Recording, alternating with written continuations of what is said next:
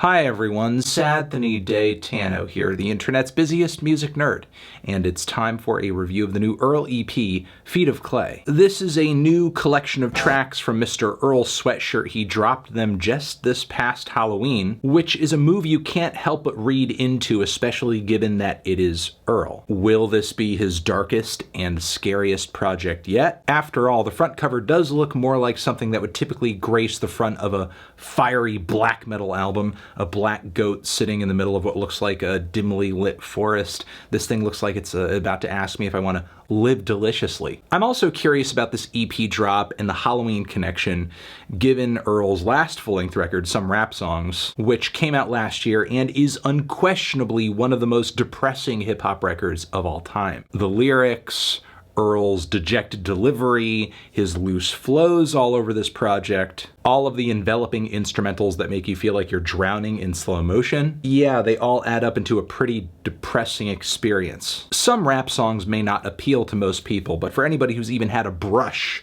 with the types of emotions that influence that record, you know. So I went into Feet of Clay mostly wondering, are we going to hear more of that? Something else? Admittedly, when I tried the track East from this EP, I was pretty underwhelmed by it. There were some elements of the track that I thought were likable, the tight and mystical Woodwinds sample that makes up 90% of the instrumental, a few spare witty bars here and there, the focus conceptually on the loss of loved ones, but the production is very repetitive, very one note. Not all that evocative. And while Earl's rapping isn't terrible, it's way too sloppy and rambly to feel musical. Song structure isn't much of a factor on this track either, nor was it on most cuts from Some Rap Songs, though at least all of those tracks as a record came together effectively, reinforcing each other. Each song on that project dragging you deeper into a depressive abyss. In comparison, Feet of Clay isn't nearly as cohesive. For the most part, I fail to see how these tracks really build on each other. It's mostly like listening to a bunch of random odds and ends that aren't very compelling. The rapping is too apathetic, the instrumentals are too plain despite their lo-fi and somewhat subversive pedigree. Beats from Some Rap Songs like Red Water or Nowhere to Go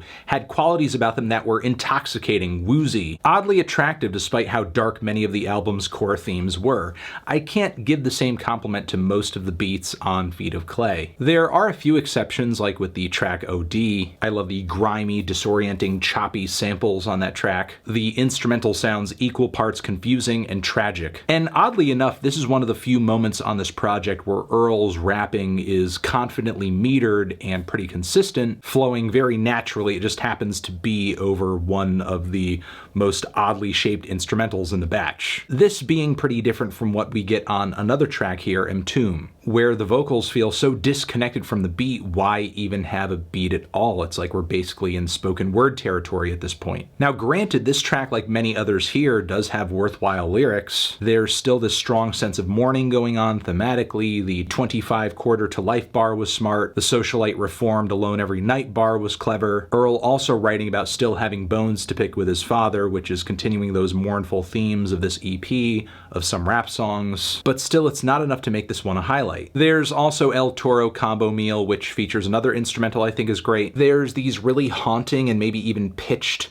vocal harmonies, or just a melody of some sort that sounds really ghostly in the mix. Also loving how choppy the rhythms are and the glamorous jazz pianos.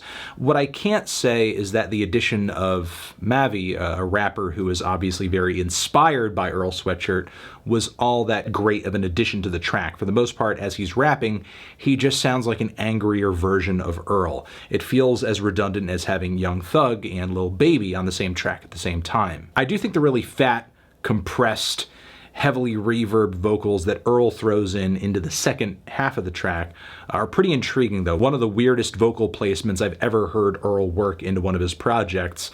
I just wish this EP took more risks along these lines. There are a few left field ideas on the two-part TISK and Cookies as well. The stuttering piano samples, the weird transition at the midpoint, Earl's rapping is actually pretty entrancing. But still, without stronger material surrounding this track and others here, it doesn't add up to a whole lot. The greatest disappointment on the record though is easily the closing track 4N, which is the longest here by a mile, almost 5 minutes in length, and has a mach-hommy feature on it. And it's like Earl, his guest, and the instrumental are all in a competition to see who can be the least interesting. The whole intro lasts about the length of half of the songs here. Then when mach-hommy does eventually come in, it's like he's spitting these faux deep, super esoteric abstractions. They sound cool in the moment, but ultimately are fleeting. And lyrically, Earl is pretty much on the same wavelength on this track. And there are any number of rappers that spit along these lines that honestly I would rather listen to because they would show more focus and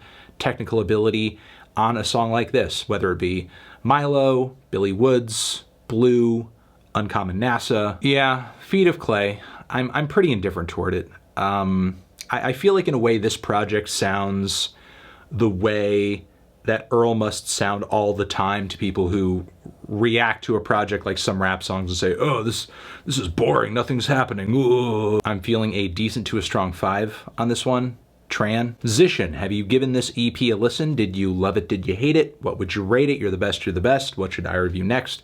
Hit the like if you like. Please subscribe and please don't cry. Hit the bell as well. Over here next to my head is another video that you can check out and the link to subscribe to the channel.